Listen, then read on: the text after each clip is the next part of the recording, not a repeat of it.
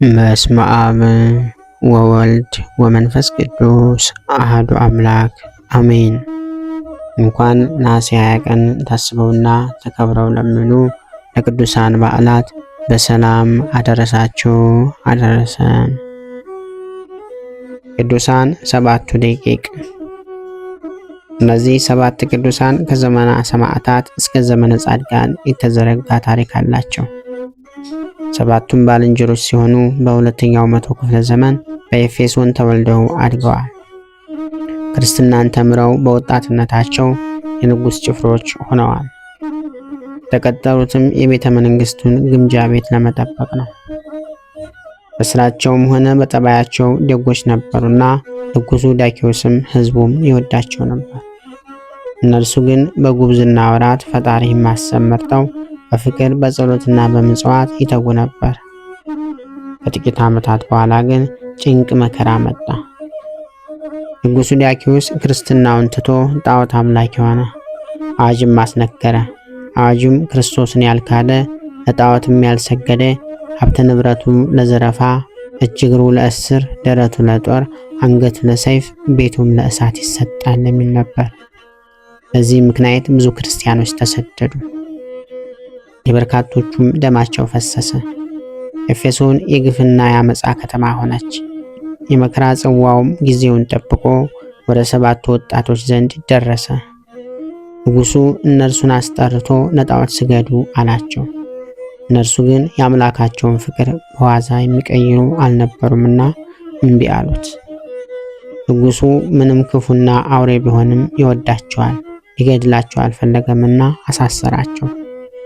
ከቀናት በኋላ አስጠርቶ ሊያታልላቸው ሞከረ፣ ግን አልተሳካለትም።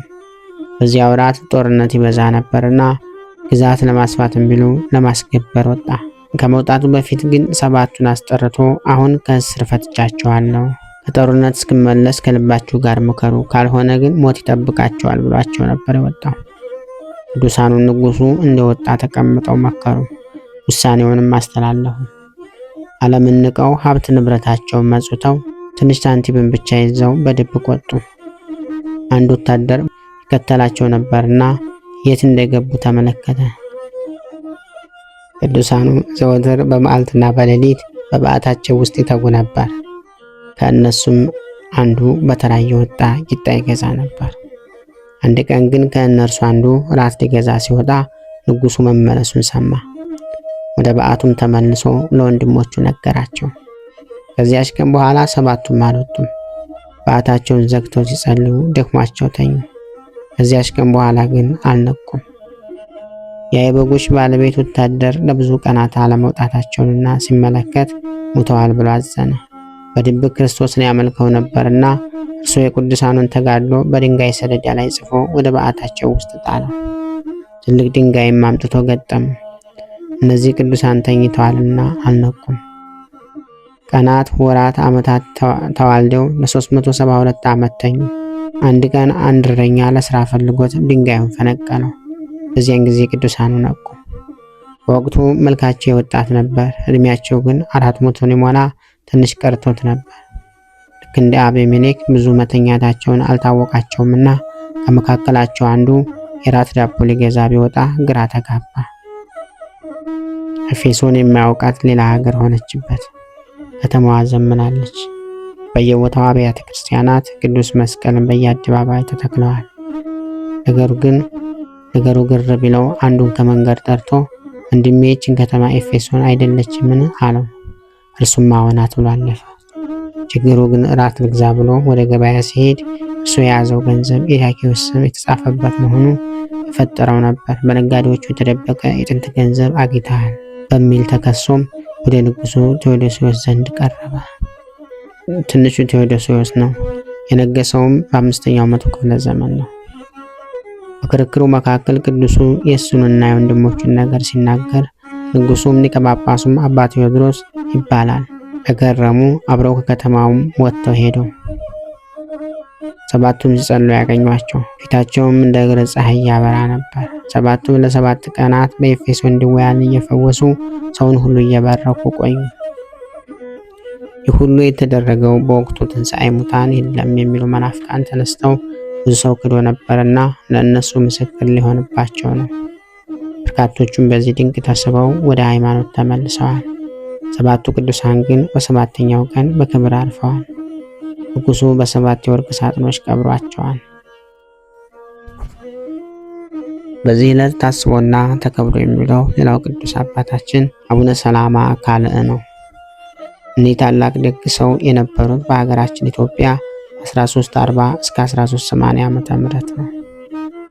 በትውልድ ግብፃዊ ቢሆኑም ለኢትዮጵያ ቤተክርስቲያን ብዙ ውለታን ውለዋል። በዘመኑ ጳጳስ ሆነው ቢመጡም እንደ ሌሎች ጳጳሳት በቤተ መንግስት አካባቢ ስራ ፈተው መቀመጥን አልፈለጉም።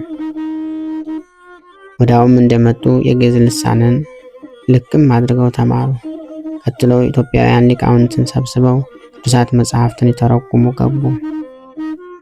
10 መጽሐፍትንም ወይም 81ን ጨምሮ ብዙ መሰረታዊ መጽሐፍትን መተርጎም ችለዋል። ይህም ስራ አድካሚ በመሆኑ ከ30 ዓመታት በላይ ጊዜ ወስዷል። ከተረጎሟቸው መጽሐፍቶች መካከል ስንክሳር፣ ግብረ ሕማማት፣ ለሃ ማርያም፣ ፊልክስዮስ ወይም መጽሐፈ መነኩሳት፣ መጽሐፈ ግንዘት፣ ድርሳን ዘቅዱስ ያዕቆብ ዘስሩግ ይጠቀሳሉ። አቡነ ሰላማ በስብከተ ወንጌል አገልግሎታቸውና በገዳማዊ ሕይወታቸው ይታወቁ ነበር። ተጨማሪም በየቦታው እየዞሩ ይናዘዙ ያጠምቁም ነበር። በወቅቱ ልክ እንደ ስማቸው ሰላም እንዲሰፍን ይተጉ ነበር። መሳፍንቱን ነገስታቱን እያስታረቁ ለቤተ ክርስቲያን በአንድነት እንዲቆሙ አድርገዋል።